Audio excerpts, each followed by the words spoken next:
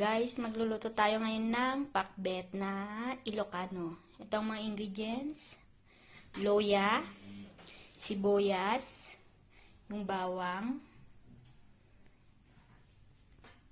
spring onion, kamatis,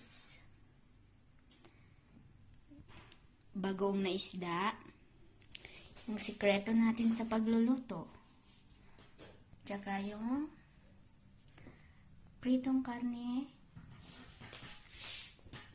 talong, ampalaya, okra, sigarilyas, at yung papdi string beans o Ilocano palang.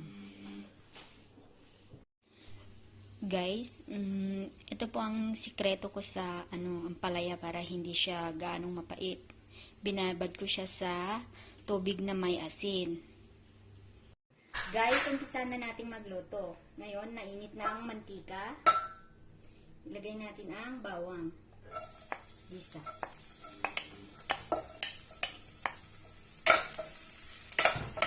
Antayin lang natin na magkulay brown.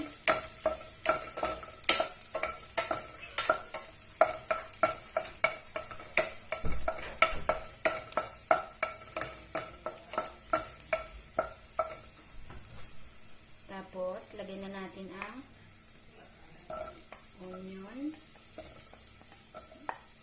sibuyas, at saka loya. Bisa natin guys.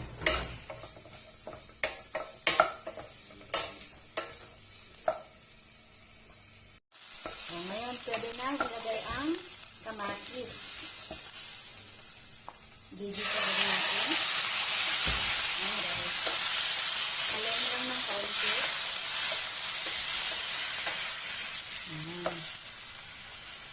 Tapos, ilagay na natin ang dang bagoong. Guys, huwag muna natin haluin hanggang sa maluto ang kamatis upang hindi siya mag-balansa. Yan guys, okay na. Pwede na nating haluin. Tapos, ilagay na natin ang sikreto. Ang ating sikreto.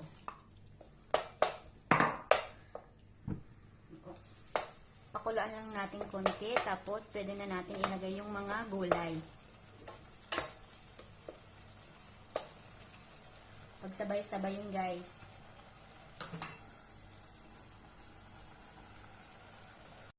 Okay, dagdagan na natin ng tubig. Ang ginawa ko guys, nagpakulo ako para mas madaling kumulo.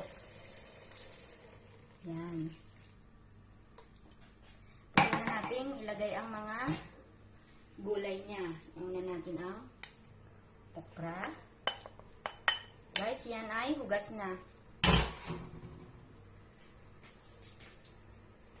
Ampalaya. Yung talong.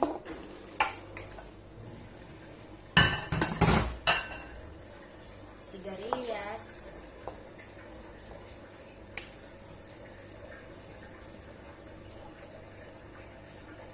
At saka yung papdi string beans or in Ilocano parda. Parda. Ito naman ay palang in Ilocano. Sa Tagalog ay sigarilyas. Okay guys, antayin natin kumulo. Okay guys, tignan na natin. After 3 to 4 minutes, haluin na. Pwede na. Gusto kasi ng asawa ko, half cook lang siya ng gulay. Pwede nang ihalo yung karne natin.